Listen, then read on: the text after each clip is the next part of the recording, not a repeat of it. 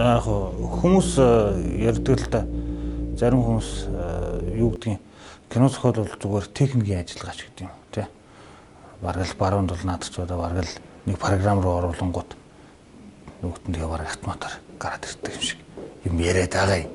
Гэхдээ зарим хүмүүс бол ер нь бол кино зохиолгүйгээр хүртэл кино хийж болдгийн гэж байгаа юм.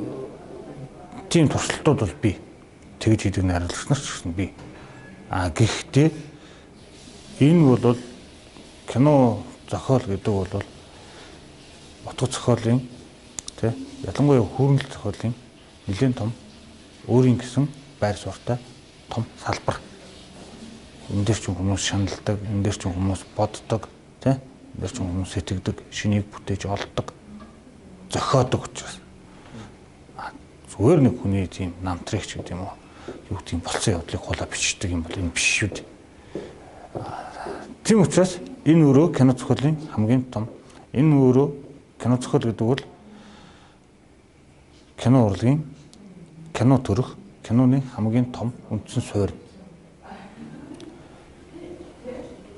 Кино зохиол ерөнхийдөө бол ямар байх вэ?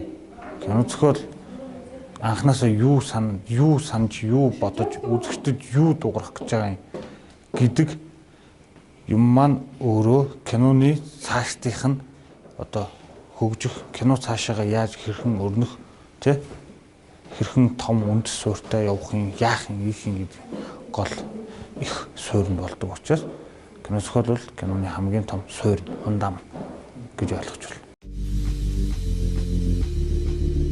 Хамгийн гол нь бид нар дэлхийн ямар төвшөнд яваад байгаа вэ гэдгээ зүгээр нэг YouTube-ээс нэг бичлэг харж чаач юм уу эсвэл юу гэдгийг тэнгис төр кино театрт утсан киногаараа жишээч гэдэг юм уу дэлхийн төвшөнд ийм байна гэсэн ингээд дугаараа цэцэрэхэд байх биш. Энэ уулзалт чуулган уулзалтаар сонссноор үзснээр дэлхийн төвшөнд өөртөө хаана яваад байгааг дүгнэх байх. Би бол тийм л одоо юу гэдгийг нөр тийм их нөлөөтэй тий тийм л уулзалт чуулган болох байх. Төсөөлж байгаа, хүлээж байгаа.